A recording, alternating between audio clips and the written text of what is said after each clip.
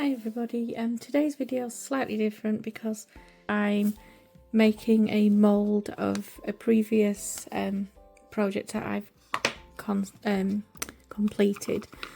So in this one it's from the Miniverse Make It Mini Food Series 3 Diner, and it's the lime jelly cups, which I created and turned into a fridge magnet just by popping a small neodymium a small neodymium magnet on the back. So you can see that just there. So today, sorry, the resin's just leaking as well. Fantastic, we're off to a good start. So in this one, I basically took one of the pudding cups and turned it into a silicone mould. So in that I just basically poured some mould into one of these cups. I popped the mould, sorry, I'll show you how I did it. So I basically popped the mould onto the bottom of the cup, inside poured some silicone, a 2-part silicone mix into there, and the end of the process, which took about 24 hours to cure, I ended up with a small mould like this, and you can see in the hole in the top, that's the bottom of the cup. So the cup inside there is in that orientation, and it's not particularly easy to get out, so I did have to create, unfortunately these moulds being silicone do attract dog hairs and various other things. If you've got animals, it's going to be fun. You do have to create just a small split in the top so that you can get this out. So in today's video I'm just going to put some resin in there and just make another pudding cup so that I have a spare. So being quite a small object, you are going to have to just run a cocktail stick or something in there when you've got the resin in, just to loosen any air bubbles. So the resin that I'm using is just this one from Amazon. It is also available on Temu, exactly the same resin, for about £2 more expensive per 500 gram bottle. I think 500 grams is equivalent to £1 for those of you in America, and £2, I think this one cost about £5, that's British pounds, which I think is about $9 US for those of you in America. So just pop the nozzle in there towards the bottom of the mould. This should release some air bubbles. It doesn't always, you know, there's a little element of luck as well in this. When I start to see it coming out the top of the mould, I just bring the nozzle out, and this is when I start to release some of the air bubbles. So just get a cocktail stick and then just gently move it towards the bottom and just run it around and see if you can release any air bubbles. Sometimes just squeezing it gently will also release them. If you do the squeezing method, just make sure you've got enough resin in there, because otherwise when you release it, it's just going to suck more air into the bottom. So this will release any of the stubborn air bubbles that haven't really been, the areas where it hasn't been filled, mainly because of things like the surface tension of the resin. So I do usually just give it a final squeeze near the end. So you can see there's an air bubble that's just been released. So when I release my grip on the silicone mould, I'm just going to make sure now that there's enough resin to be sucked back into that cavity. Just again releasing any air bubbles that are coming up.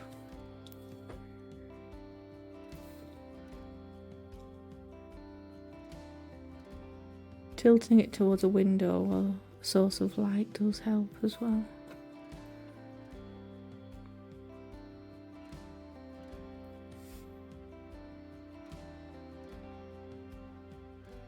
I think they've pretty much all been released now. Right, I do need some more resin. If you overfill the mould, it can be difficult to get rid of the overfill, so just go gently, release the mould slowly, and just keep filling gently as you let go.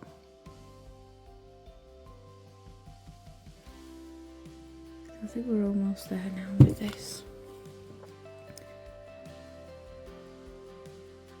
Silicone moulds, by the way, are quite difficult to keep clean. It is important to keep them clean. As you can see, mine are not very clean. I have a dog, a chihuahua, and it's very difficult to keep them clean. But the cleaner you keep them, the better your projects will look, without a shadow of a doubt. So do your best to keep them clean. Try and avoid overfilling them, because if you do, you're going to end up having to file your project at the end. Equally avoid underfilling, because you're going to have to recreate them. You're going to have to recreate them and remold them. Just make sure that your resin goes all the way to the edge of the mould. Sometimes on these moulds there's a little bit of an undercut around the edge at the top. Just make sure you run a cocktail stick or something round and just make sure that that's filled all the way around. You can see on here there's a little bit of overfill there. I'm just going to rub that away just to make sure. So you can also just take something at the end and just wipe it across. Just make sure that that doesn't become part of your project. When you're making these moulds, make sure they're completely flat, because if they're not, and some of my moulds aren't, if they're not, what will happen is when you're putting your resin in, it's all just gonna move to one side, so you'll end up with air bubbles at one side, or you'll end up with overfill at one side, which is really difficult to get rid of at the end. Right, so let's just cure this, and I shall catch up with you in a moment.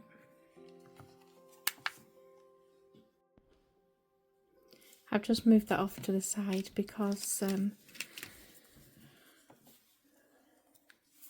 as you can see, on top of the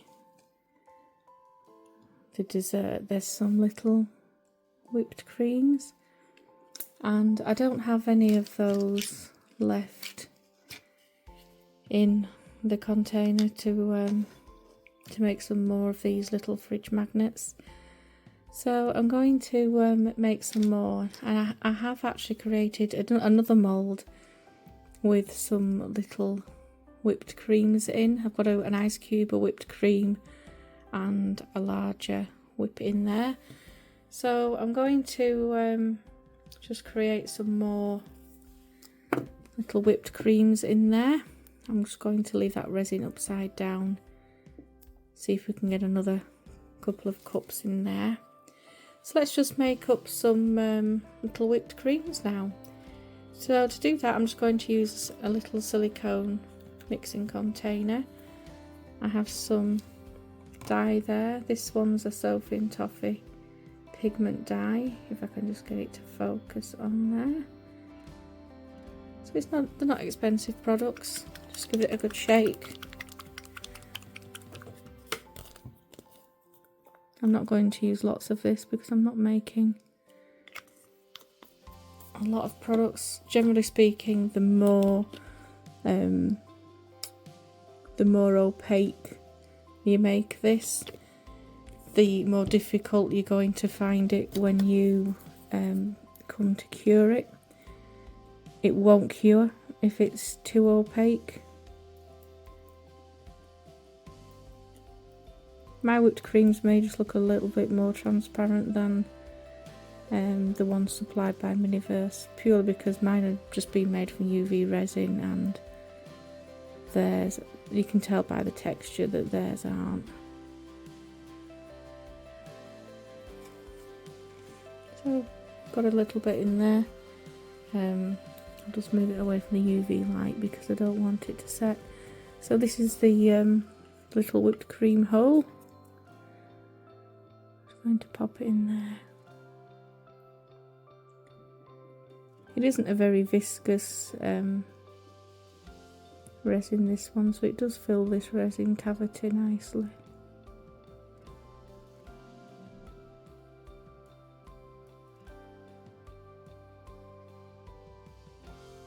And again, just be conscious of any overfill because it will just make it really difficult at the end. Right, let's pop that under the UV lamp. It does take just a little bit longer because it's a little bit more transparent, a little bit more opaque. We should have just enough possibly to make one more. Okay, let's see what we've got here.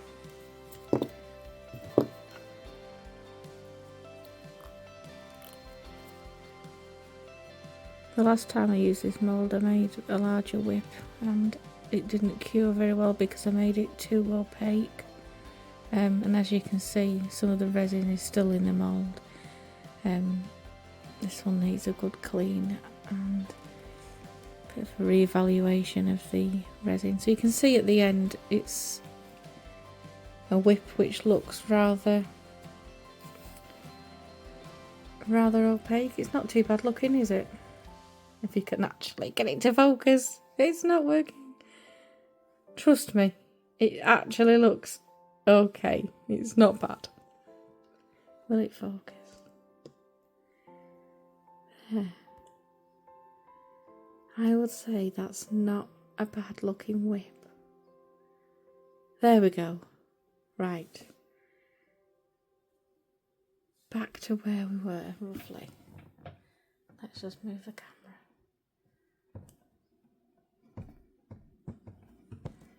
There we go. Right. So we have one whip. I'm just going to see if I can get another out of here. Because I'd really like to put 2 of these on my dessert. Let's try and get one more.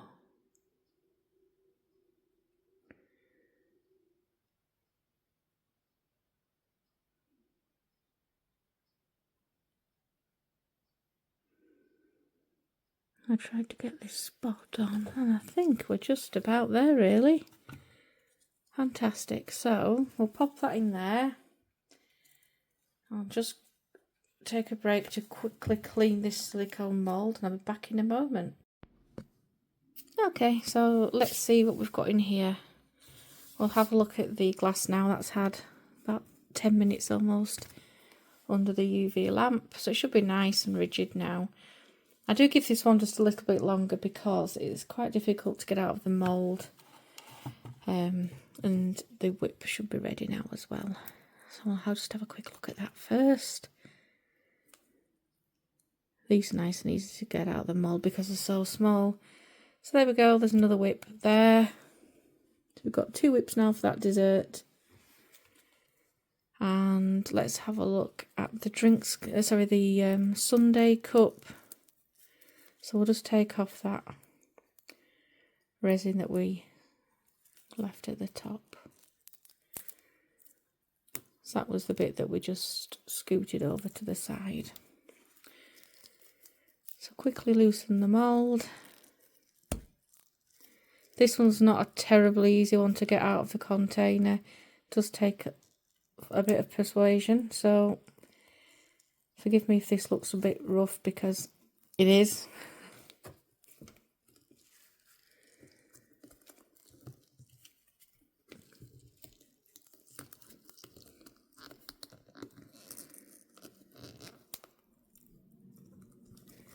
It's just a case of trying to wiggle it out.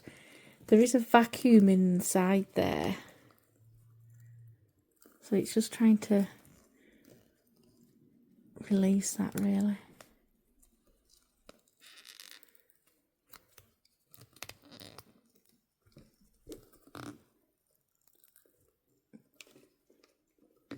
We're almost there. You wonder why my fingertips look sore and why I have no thumbnails. It's because I'm constantly doing things like this. There. So we have a little pudding cup. And if we compare it to the original, let me just find the original. So that's the original. I mean, you can see there's a difference. The colour of the resin, mine's slightly yellower. You can get some resins are clearer than others. This one is supposed to be a clear resin. But again, you know, clear is subjective to some degree. So I now have the pudding cup. I have some whips. I have the original resin. I mean, I could create my own anyway. I don't have a spoon at the moment, but I could create one from somewhere. I have the original lime. So I basically have everything I need to be able to create another pudding cup. So to create another fridge magnet. I do have a pack of neodymium magnets which I ordered from Amazon. So to create that part of it, all I need is a neodymium magnet. Oh, it's got a life of its own. And I shall just get some of my Gorilla Glue, just bear with me. Okay, so for the fridge magnet part of things, you'll need some glue. I use this Gorilla Super Glue, and it's a gel format because it's more viscous. That will make your life a lot easier if you can use that one. And I have the neodymium magnet. So this is just some available. They're from China, available on Amazon. Simple neodymium magnets. They're just rare earth magnets. Fairly cheap on Amazon. I think they were about £3 something for all of those. I can't remember how many were in the pack, but it was fairly full. It was about 50 magnets or something. So that will just be secured at the back there. So it looks fairly tidy when it's finished. I'm just going to tip the resin upside down to make sure it's all available for us. So we've got the pudding cup. I'll just take out a lime slice. A bit of garnish. Alright, let's have a look then. I'll pop some resin in there. I'm just going to give that a little bit under the UV lamp. So remember that when you cure resin, when you when you cure UV resin, it creates heat, and when it creates heat, it creates air bubbles. So to create that, you can cure your resin in layers. So what I've done there is I've just created about a 5mm layer of resin, and I'll give that it only takes about a minute to cure. So I'll do that, and then we'll move on to the next layer. The advantage of doing it this way as well is that your garnishes and ice cubes or whatever else you put in your project, it doesn't sink all the way to the bottom of your project, which obviously, you know, you want to be able to see your garnish, don't you? So bear that in mind. And you also end up with you'd end up with air bubbles if you just cured it all in one go. And that's something that I did. The first one of these that I did was the boba tea. And I don't know if you can see in there, but there's some pretty big air bubbles in there. And that was because I didn't cure it in layers. You can see I also turned it into a fridge magnet in a rather messy one. That was the first one I ever created, and I keep that to remind me of all the things not to do. You learn fast. So that should be long enough now. So we'll create another layer. So this next layer will be almost to the top, because bear in mind we want to put the whip cream and the lime on next, but we still need just a little bit more for them. So that will go back under the lamp for another minute, and we'll catch up again then. Okay, that should have had long enough now. So we're going to pop the resin on top of there now. Got the cup.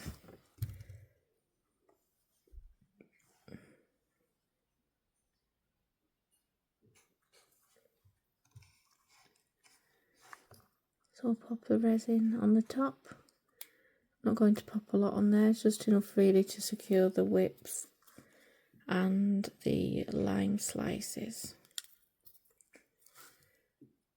If you do get that resin on your hand like I just have, just make sure you clean your hands afterwards, because it can cause skin sensitivity issues and reactions. So I'm just going to put in there now the whips. Make sure it's just distributed nicely across the top there. Where's my cocktail stick? Time for a new one. Just make sure it's all the way across the surface.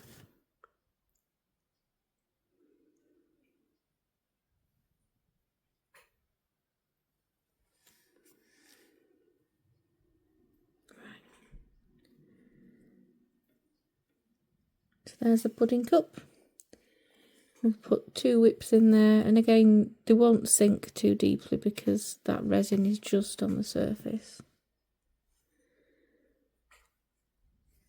So I'll put a couple of whipped creams in there,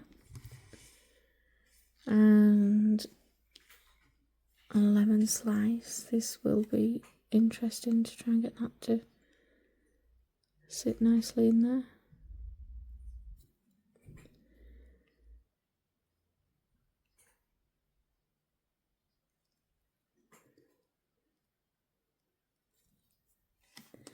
In fact, let's just get that to sit on the side of the glass a little bit.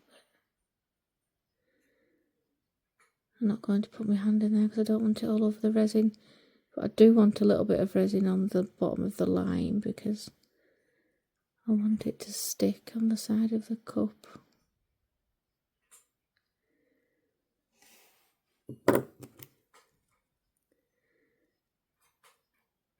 So I'm just rearranging the whipped cream to make sure it holds that lime slice in place a bit.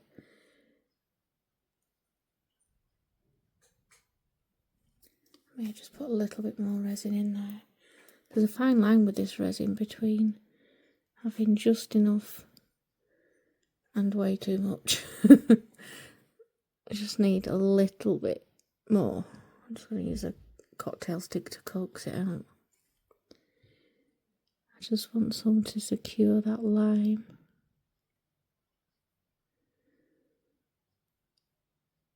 Just a small dot either side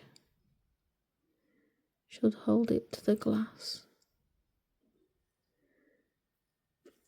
Okay, so there we have a small pudding cup with a lime garnish. Let's pop that under the UV lamp.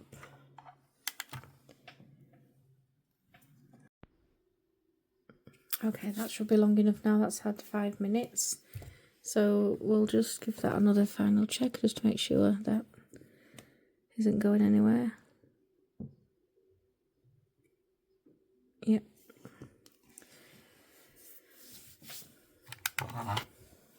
So we're okay there just to add the neodymium magnet now.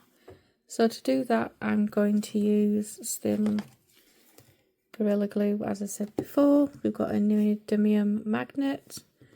Just put a small amount of the Gorilla Glue on there.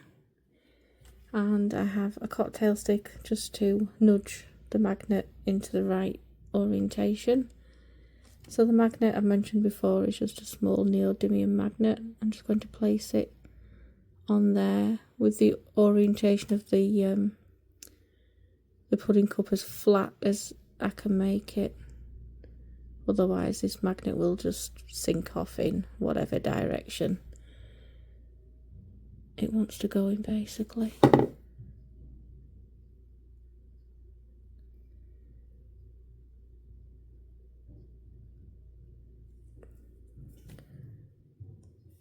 Right, so either place that somewhere flat, somewhere where the magnet's going to be in a flat orientation, or just hold it in that direction for a few minutes. And then you can call that project complete. I mean, by all means, add more whips or more garnish, whatever you want. But that's basically how to make a fridge magnet. I am going to mould that spoon at some point, and possibly add that as well. But yeah, you can alter these projects how you want. I've got a few of these type of things on my fridge. But yeah, just, create your own, add your own little flair to them. And yeah, I'd love to see what you create, so let me know.